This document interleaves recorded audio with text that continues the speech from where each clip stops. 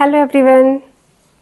आपको पता है, सिर्फ भारतीय ही प्राकृतिक पूजक नहीं है, बल्कि पूरा विश्व प्राकृतिक पूजक था।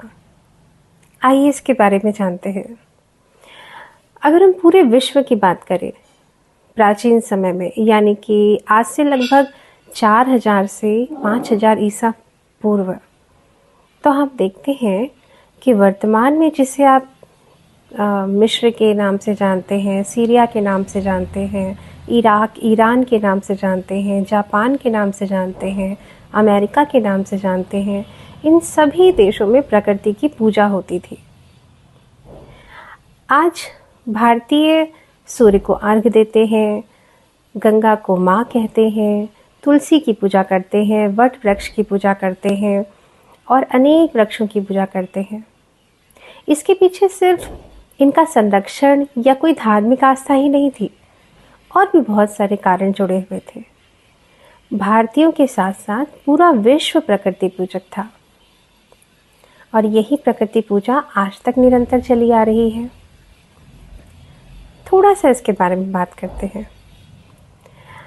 एक देश था हित्ती और एक था मितन्नी। दोनों ही आसपास के देश थे।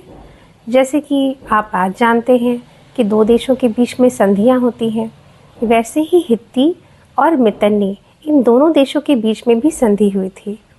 अब आप सोचेंगे ये थे कहाँ वर्तमान में? तो जिसे आप अभी सीरिया समझते हैं, तुर्की का आसपास का एरिया समझते हैं, वहीं पर ये दोनों देश आसपास स्थित थे। इन दोनों के बीच में एक संधि हुई थी।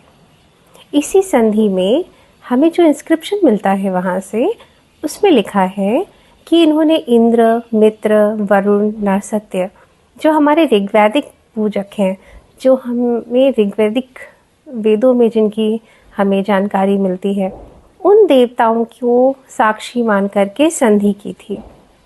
हम आप देख सकते हैं कि भारतीय प्रभाव हमें कहाँ तक देखने को मिलता है, यानी वहाँ के देवता जिनको वो मान करके संधि कर रहे हैं, उनकी ही पूजा यहाँ पे भी हो रही है।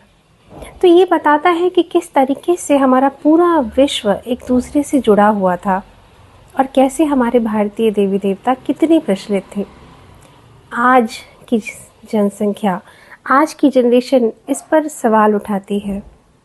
मुझे लगता है कि उन्हें एक बार पढ़ने की ज़रूरत है, जानने की ज़रूरत है कि हम यूं ही प्रकृति पूजा नहीं करते आए हैं। पूरा विश्व प्रकृति पूजा करता था, और इसके अनेक कारण थे। जीवन का आधार तो प्रकृति होती ही है, ये तो आप सभी जानते हैं।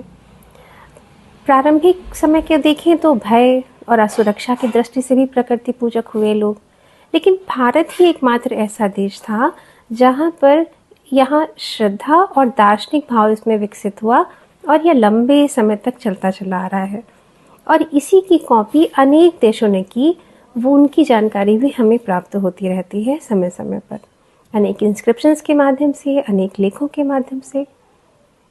तो मेरा यही कहना है आज की पीढ़ी से कि आप भी प्रकृति पूजक बने, क्योंकि ये प्रकृति सिर्फ आज को ही बचाए नहीं है, हमें अपने कल के लिए भी बचाना है।